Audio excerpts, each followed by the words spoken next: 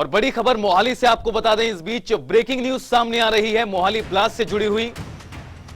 हमले में टीएनटी विस्फोटक का इस्तेमाल संभव है माना जा रहा है। हमले में टीएनटी विस्फोटक का इस्तेमाल हुआ संभव माना जा रहा है। मोहाली ब्लास्ट से जुड़ी ये बड़ी खबर पंजाब के डीजीपी वीके भावना ने दरअसल ये खुलासा किया है।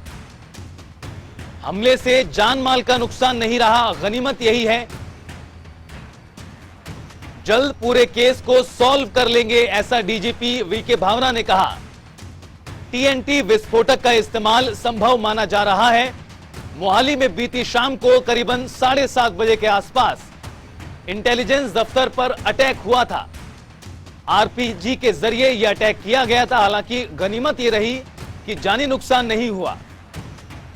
एनआईए की टीम भी मोहाली पहुंचकर जांच कर रही है। जानकारी सामने आई है, पंजाब के डीजीपी बीके भावना ने दरअसल ये खुलासा किया है। हमले से जानमाल का नुकसान नहीं हुआ है, जल्द पूरे केस को सुलझा लेंगे। और कविता सैनी हमारी सहयोगी लाइव जुड़ गई हैं और ज्यादा बातचीत जानकारी के लिए कविता, डीजीपी वीके भावना की ओर से कई अहम जानकारियां मोहाली ब्लास्ट को लेकर दी गई हैं। क्या कुछ और जानकारी विस्तार से बताएं? आपको बता दूं कि आज वीके भावना की ओर से भी कुछ जानकारी दी गई है और इसी तरीके से 4 जो है कुछ संदिग्धों का भी पता चला है और जिनमें से पुलिस रेड करने के लिए हरियाणा के कई जिलों में छापेमारी कर रही है। दिल्ली नेशनल हाईवे हरियाणा चंडीगढ़ जो कनेक्ट होता है उस पर भी पुलिस की एक टीम जो है वो रेड कर रही है। तो वहीं एक संदिग्ध कार जो है वो भी मिली है और अंबाला में भी रेड की जा रही है और इसी तरीके कई और हरियाणा के जिलों में जो है छापेमारी की जा रही है। ये मानना ये है कि इसका कनेक्शन कहीं ना कहीं हरियाणा के साथ भी है, जिसके लिए पंजाब पुलिस की 2 टीमें डीएसपी रैंक के नेतृत्व में वहां पर हरियाणा में छापेमारी करी है। दोनों की टीमें 2 टीमें बनाई गई हैं डीएसपी रैंक की और इसमें 15-15 पुलिसकर्मी हैं जो वहां पर हरियाणा में जो है वो सर्च अभियान चला रहे हैं। और इसके साथ ही अगर बात करी जाए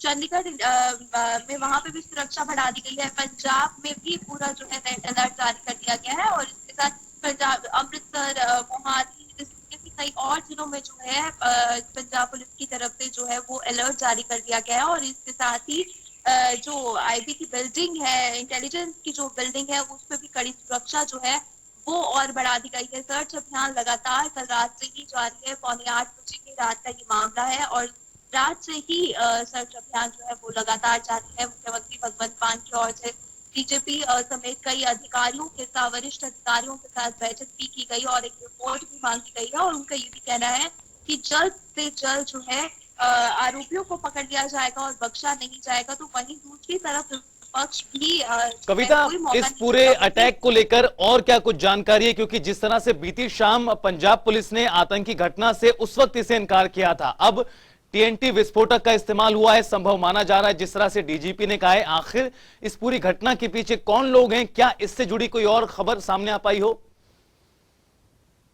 जी बिल्कुल, आपको बता दूं कि पिछले काफी दिनों से अगर बात की जाए, लुधियाना डिस्ट्रिक्ट कोर्ट में पहले मामला सामने आया, फिर उसके बाद चंडीगढ़ बुड़ैल जेल के पास टिफिन बम मिला और अब इंटेलिजेंस की बिल्डिंग में धमाका होना लगातार कहीं ना कहीं आतंकी के साथ जो है वो जोड़ा जा रहा है। लेकिन अभी तक पंजाब पुलिस की ओर से जो है वो जांच की जा रही है और उनका कहना है कि जल्द जांच की जा रही है और कुछ जो है क्लू मिले हैं उनके आधार पर जो है वो सर्च अभियान लगातार जारी है। और एक कार जो है वो सीसीटीवी के जरिए एक दिखाई देती है, जिसके बाद वो कार जो है वो टोल प्लाजा क्रॉस करती हुई अंबाला में जाती है। तो अंबाला में भी जो है चंडीगढ़ पुलिस पंजाब पुलिस की ओर से छापेमारी की जा रही है।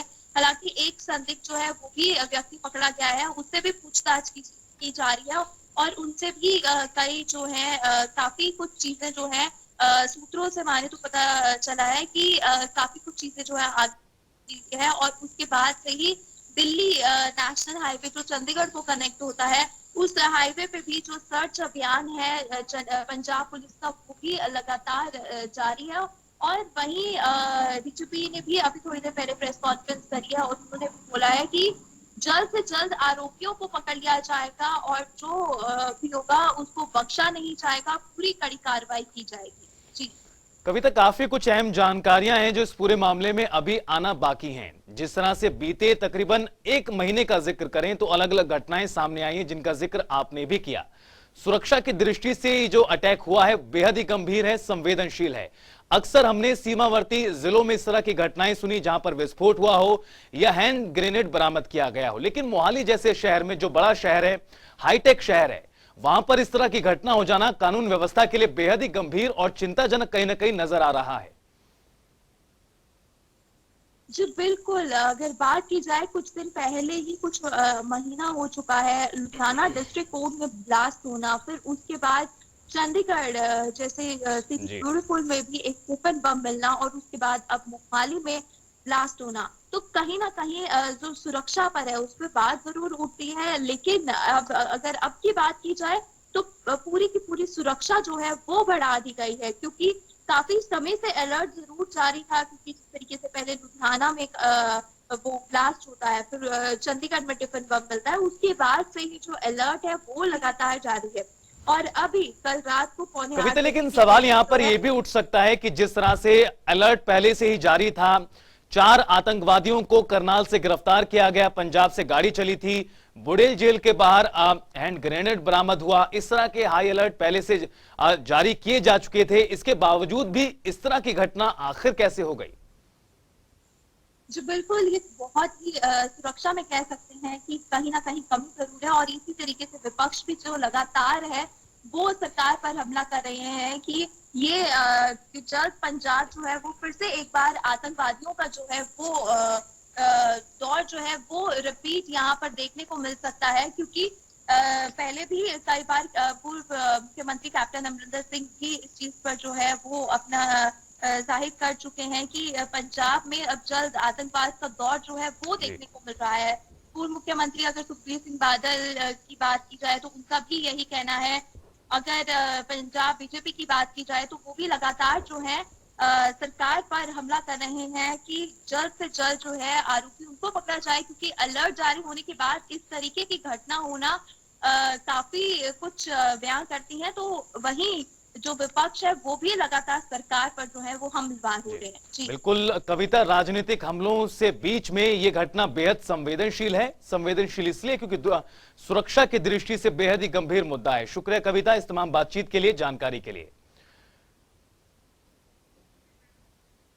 और डीजीपी वीके भावना की ओर से क्या कुछ कहा गया, आइए आपको सुनाते हैं।